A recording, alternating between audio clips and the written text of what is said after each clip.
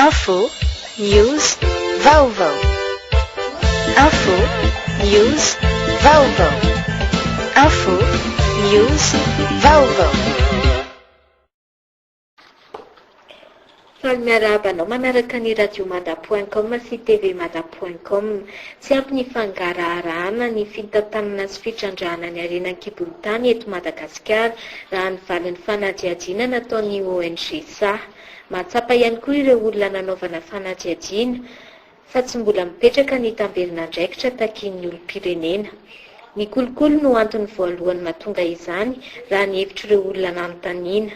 Enontsika izao ny fanazavan'ny veloary misa mbola tiana avy amin'ny ONG SAH momba ireo vokatry ny fanadihadiana nataon'izy ireo. Fanadihadiana nataonay ny zavatra tena vaingana dia hoe tena mbola manjavozavo amin'ny vahoaka ny fangaraharaana sy ny tamberin'andraikitra, tamberina didy, ny fanjakana eo amin'ny fitantanana ny arenan-kibon'tany.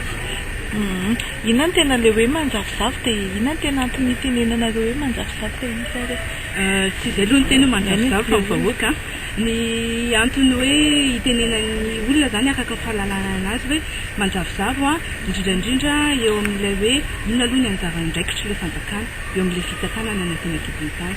Izay faharoa dia hoe inona daholo ny tamberin'andraikitra, ny tamberina didy tokony ataon'ilay fanjakana amin'ilay olom-pirenena mbola tsy fantatry ny olona mihitsy izany.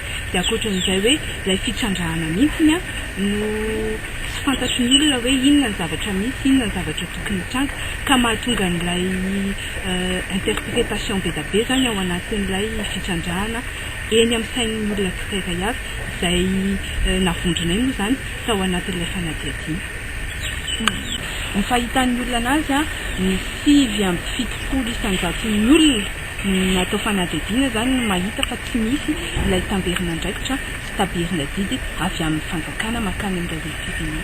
Na mahatonga an'izay ny voaresaka teo misy manipulation politique fa ny ankoatran'izay manipulation politique voalaza teo fa eo ihany koa ilay fampin'ilay serasera tsy ampy ilay fampahafantarana ny olona ilay olona ihany koa ohatrany tsy mahatsiaro tena ho tompon'andraikitra ao anatin'ilay izy fa hoe arena pirenena zany dia fanjakana mitantana anazy kanefa ny olom-pirenena ihany koa manana didy sy andraikitra zany hitaky an'ilay fangarahana sy ilay tamberin'andraikitra sy tamberina didy. Tsy ampy zany ilay communication, tsy ampy ilay transparence, tsy ampy ilay redevabilité sociale ary ambonin'izay voalaza teo hoe betsaka loatra ilay kolikoly sy betsaka loatra ilay panneau politique to manao manipulation an'ilay fanjakana. Izay ny voalaza ny firenena. Voalaza teo koa hoe ny fanjakana raha tsy mahafantatra marina ny le phrase farany teneninao teo iny, inona mahatonga an'izay? Ilay phrase farany teo iny tovovavy anankiray tany Moramanga nilaza anazy tao anatin'ilay fanadihadiana nataonay.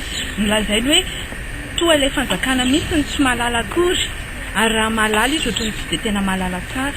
Izany hoe ilay olom-pirenena zany mahatsapa fa misy zavatra tsy fantatry ilay fanjakana akory nefa tokony ilay fanjakana no tompon'andraikitra voalohany. Misy sosokevitra natolotry ny olom-pirenena. Ny voalohany aloha zany dia ny hoe tokony Madagasikara tsy ankin-doha intsony be loatra amin'ny avy any ivelany satria izay no anisan'ny tena hitan'ny olona mahasorenan'ny olona zany izay no tsapan'ny vahoaka. Faharoa an'izay tokony miady amin'ny kolikoly satria mihevitra ny olom-pirenena fa io kolikoly io mihitsy ny tsisy ny fangaraharaana sy ny tamberin'andraikitra sy tamberina didy. Dia anisan'ny vahaolana natolotry ny olom-pirenena ihany koa no hoe tokony hisy fampahafantarana, fampianarana ny olom-pirenena, ny société civile, fiarahamonim-pirenena sy ny mpitondra indrindraindrindra ihany koa eo amin'izay hoe inona moa ny arenantsika dia inona zavatra tokony ataontsika hiarovana an'ireo arena ireo. Tosina plaidoyer ny fanadihadiana izany hoe nisy an'ireo hevitry ny ireo noraisina dia anaovana tatitra amin'ny olona tokony aheno anazy zany hoe mpitondra fanjakana moa zany aminay dia avy eo hisy fanaraha-maso sy fiaraha-miasa amin'ny ambaratonga nisanisany mba hoe hisy vokany zany ilay tatitra nataonay.